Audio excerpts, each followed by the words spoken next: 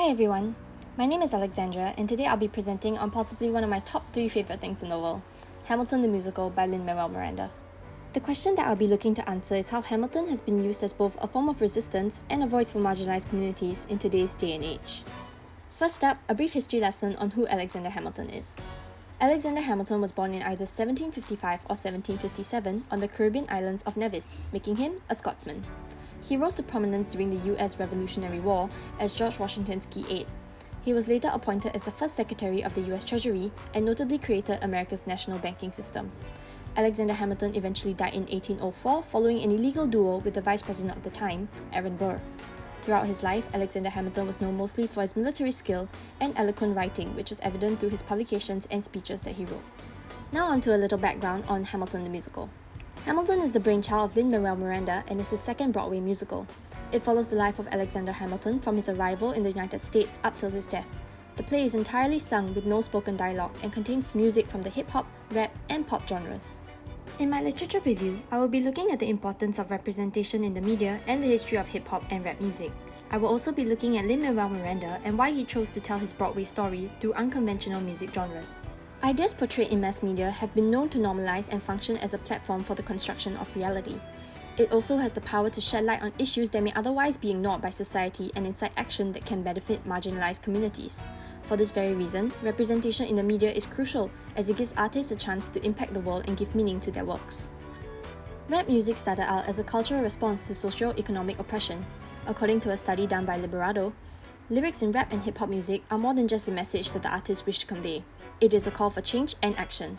It can be used by anyone to speak out against injustice and belongs to no race. It is instead the global voice of the marginalized. As a Puerto Rican-American singer and songwriter, Lin-Manuel Miranda not only successfully made it in the white male-dominated industry, but he did so by marrying the unconventional genres of hip-hop, rap, and Broadway. Miranda states that rap and hip-hop would have likely been the language of the Founding Fathers, as it has always been a way for people to remove themselves from circumstances of oppression. Now I will be going into my analysis of the songs as well as looking at some of the themes that were brought up throughout the musical.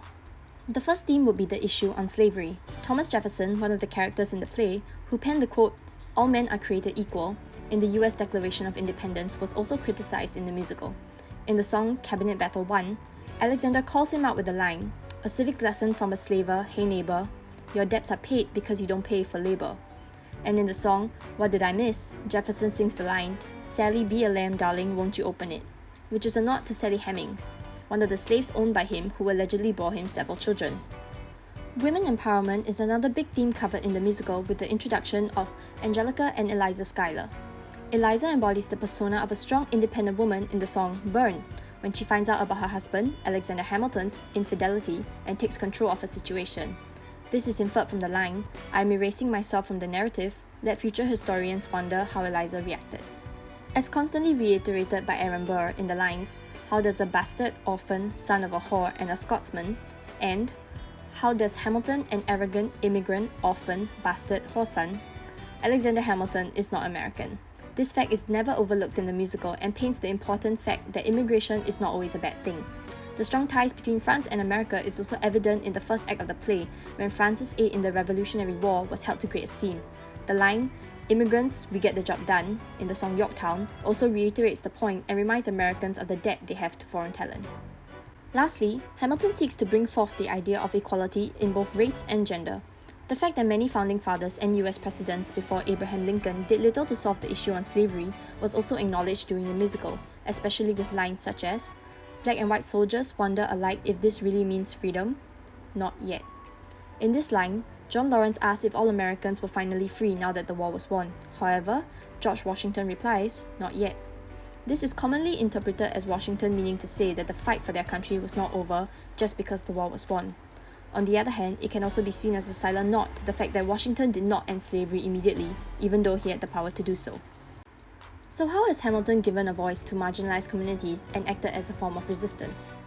Aside from bringing up issues that have plagued America in its past and still do today, such as racial inequality and women's rights, Hamilton highlights many of the shortcomings of America's beloved founding fathers. Figures like George Washington and Thomas Jefferson have been celebrated so much throughout history that it is easy to forget that they too, in one way or another, embedded in the sufferings of several marginalized and oppressed communities. And with that, I come to the end of my presentation. And as Lin-Manuel Miranda has successfully managed to tell Alexander Hamilton's story, I hope I have been able to tell his as well. Thank you!